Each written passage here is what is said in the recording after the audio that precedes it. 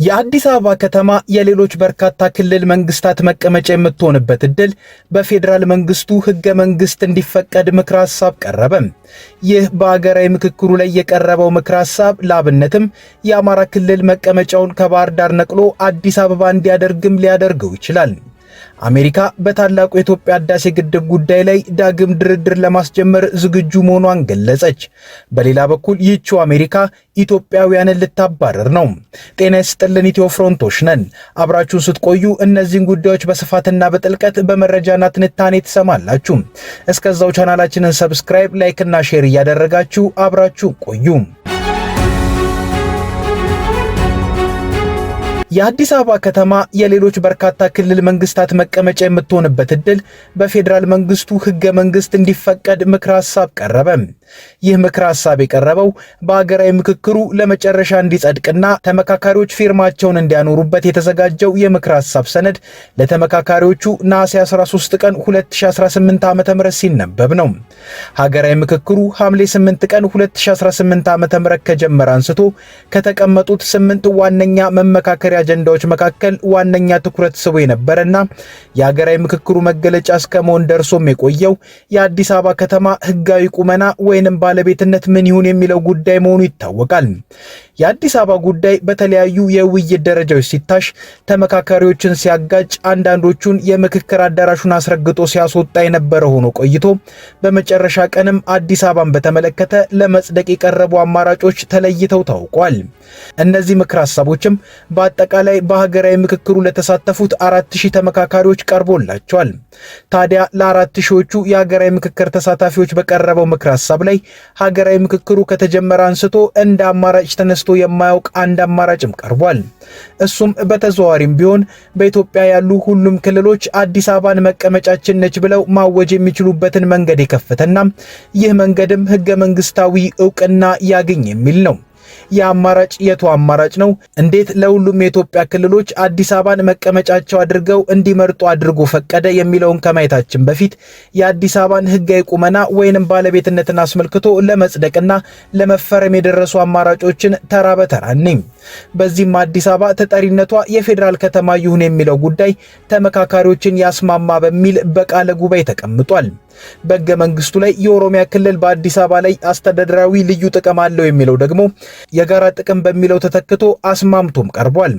ከተማዋ የፌዴራል ከተማ መሆኗ እንዳለ ሆኖ ሌሎች ከተሞች ይጨመሩ የሚል ምክር ሐሳብም ተቀምጧል። የኦሮሚያ ክልልን የወከሉ ተሳታፊዎች አዲስ አበባ የኦሮሚያ ክልል መቀመጫ እንድትሆን ሕገ መንግስቱ ዕውቅና ይስጥ ሲሉ፣ ሌሎች ተመካካሪዎች ደግሞ አዲስ አበባ የብሔር ብሔረሰቦች ናት፣ ለአንድ ክልል ብቻ አትሰጥም በሚል ተከራክረው ሐሳብ በልዩነት ተይዞ እንደነበር ይታወቃል። ሮብ ነሐሴ 13 ቀን 2018 ዓ.ም ለተመካካሪዎች በተነበበው የስምንቱንም አጀንዳ ምክር ሐሳቦች አጣጥሞ የቀረበው ቃለ ጉባኤ አዲስ አበባ ከተማ የኦሮሚያ ክልል ዋና መቀመጫ እንድትሆን በቀረበው ምክር ሐሳብ ሁለት አማራጭ ምክር ሐሳቦች እንደተቀመጡለት ተገልጿል። አንደኛው አዲስ አበባ የኦሮሚያ ክልል መቀመጫ ከመሆኗ ጋር ተያይዞ በከተማዋና በክልሉ መካከል ያለው ግንኙነት በሕግ ይደንገግ የሚል መሆኑ ተመልክቷል። በሁለተኛ ደረጃ ደግሞ ሁሉም ክልሎች ርዕሰ ከተማቸውን መምረጥ ይችላሉ የሚል ድንጋጌ በፌዴራል መንግስቱ ህገ መንግስት ላይም ይደንገግ የሚል ነው። ለየት ያለውና በስተመጨረሻ የቀረበው አማራጭም ይሄ ነው።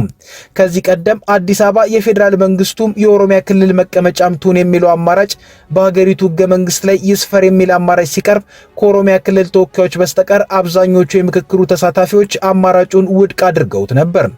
አማራጩን ያልደገፉበት ምክንያትም በፌዴራል ህገ መንግስት ላይ የክልል ከተሞች ስም አይደነገግም፣ በሌላ በኩል ደግሞ ብዝሃ ማንነት ያላት ከተማን ለአንድ ብሔር መቀመጫነት በህገ መንግስቱ አትሰጥም በሚል ነው። አሁን ግን ይህን ሚዛን ለማስጠበቅ በሚመስል መልኩ አዲስ አበባን የኦሮሚያ ክልል መንግስት መቀመጫ ማድረግ ከሚለው አማራጭ በተጨማሪ ሌላም ምክረ ሐሳብ በህገ መንግስቱ እንዲጸድቅ አማራጭ ቀርቧል። እሱም ከላይ ያለው ሁሉም ክልሎች ርዕሰ ከተማቸውን መምረጥ ይችላሉ የሚለው መብት በሀገሪቱ ህገ መንግስት እንዲደነገግ የሚያስችል ነው። ይህን አማራጭ ፈልቀቅ አድርገን ለመመልከት ከሞከርን ሁሉም ክልሎች ዋና ከተማቸውን መምረጥ ይችላሉ የሚል የመብት ድንጋጌን በአገሪቱ ሕገ መንግስት ላይ ማስፈር ማለት በአገሪቱ ያሉ ሁሉም ክልሎች አዲስ አበባን ዋና ከተማቸው ወይንም የክልላቸው መንግስት መቀመጫ አድርገው መምረጥና ዋና ከተማቸውንና መቀመጫቸውንም አዲስ አበባ ማድረግ ይችላሉ እንደማለት ነው።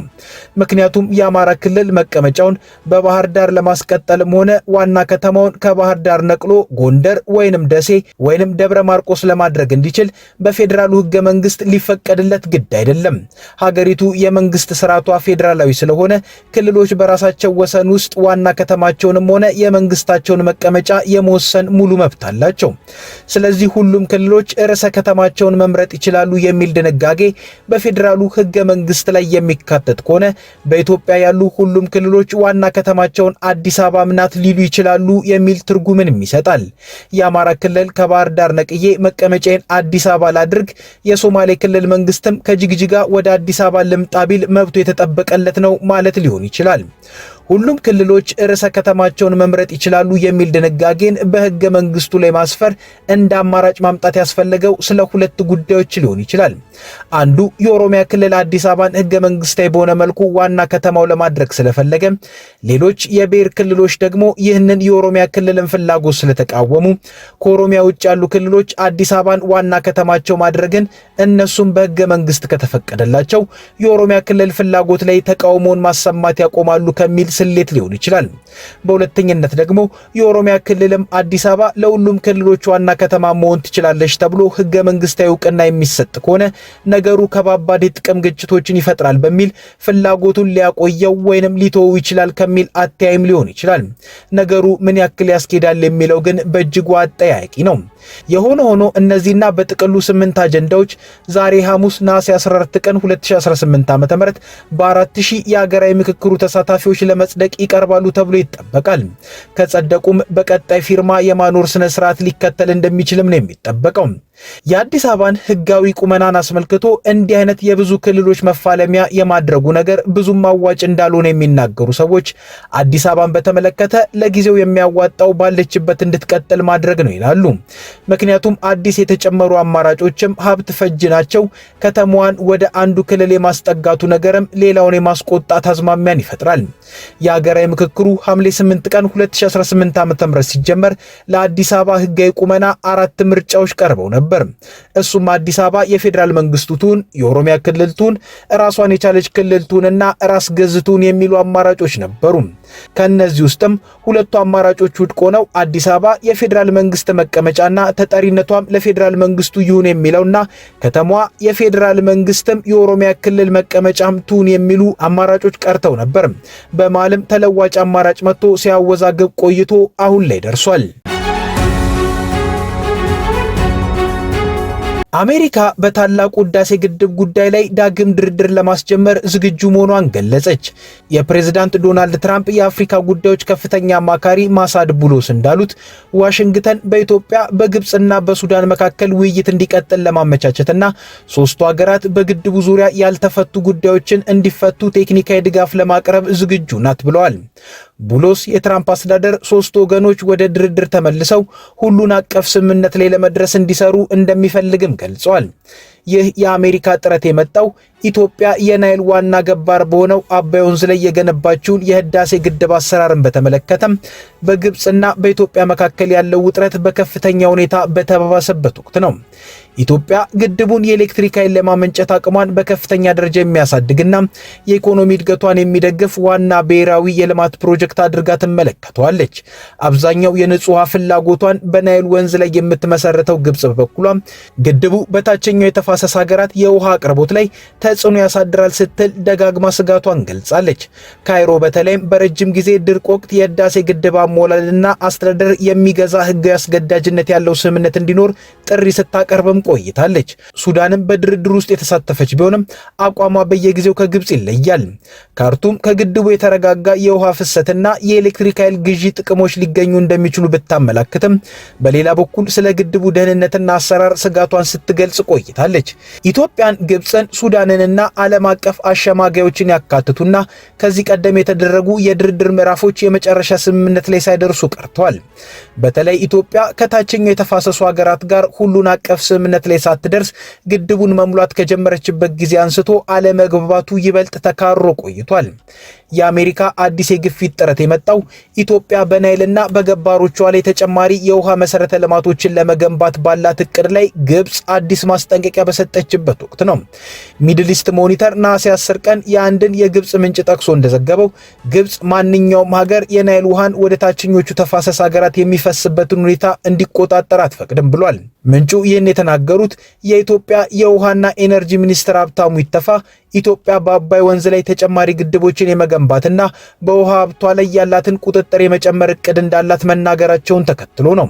እንደ ሚድል ኢስት ሞኒተር ዘገባ ከሆነ የግብጽ ምንጭ ኢትዮጵያን የተናጠል እርምጃዎችን በመውሰድና ዓለም አቀፍ ሕግን በመጣስ የከሰሱ ሲሆን የግብጽንና የሱዳንን የውሃ ጥቅም የሚያስጠብቅ ስምምነት እንዲደረግ ካይሮ የምታቀርበውን ጥያቄ ደግመው አጽንኦት ሰጥተውታል።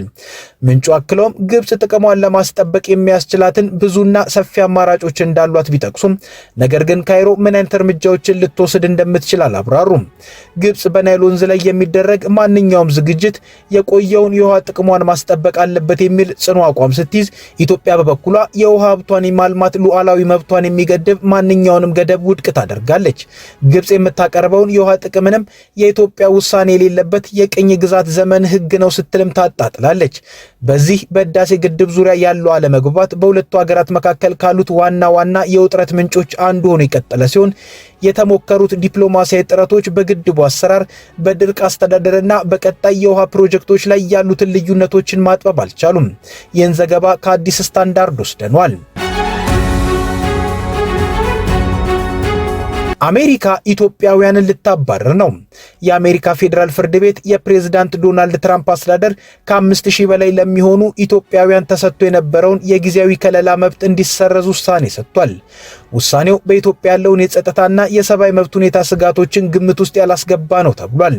አልጀዚራ እንደዘገበው የፌዴራሉ ዳኛ ብራያን መርፊ የትራምፕን አስተዳደር ለኢትዮጵያውያን የሰጠውን ጊዜያዊ ከለላ እንዲያቋርጥ ተላልፎ የነበረውን የህግ እገዳ ማክሰኞ ዕለት አንስቷል። ይህም ከለላውን ለማቋረጥ በህግ በኩል የነበረውን የመጨረሻ እንቅፋት አንስቷል።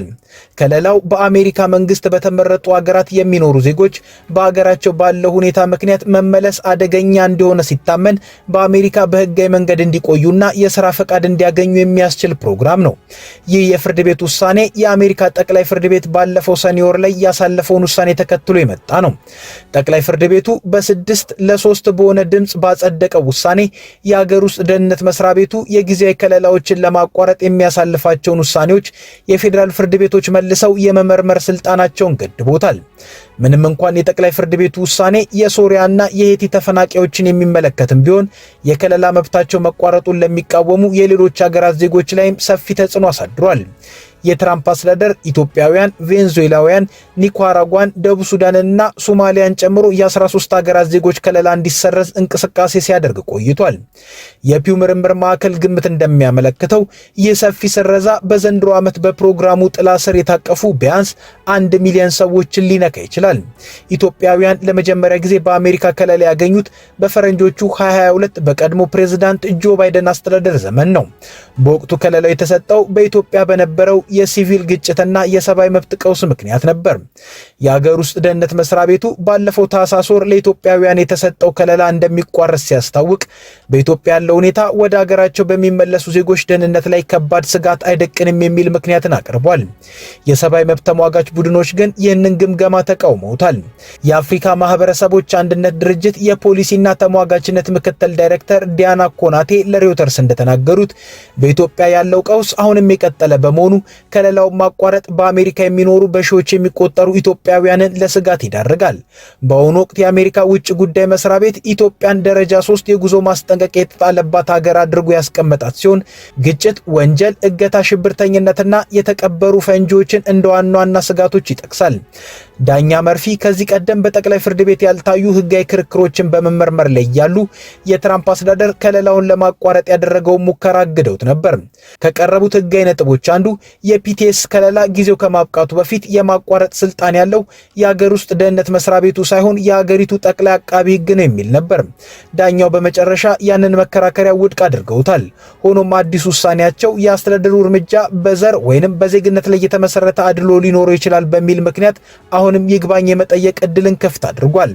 የሀገር ውስጥ ደህንነት ሚኒስትሩ ማርኩዌል ሙሊን በፍርድ ቤቱ ውሳኔ መደሰታቸውን ገልጸው ከለላው ጊዜያዊ መሆኑን በማሳሰብ ውሳኔው የተላለፈባቸው ግለሰቦች ከአሜሪካ እንዲወጡ አበክረው አስጠንቅቀዋል።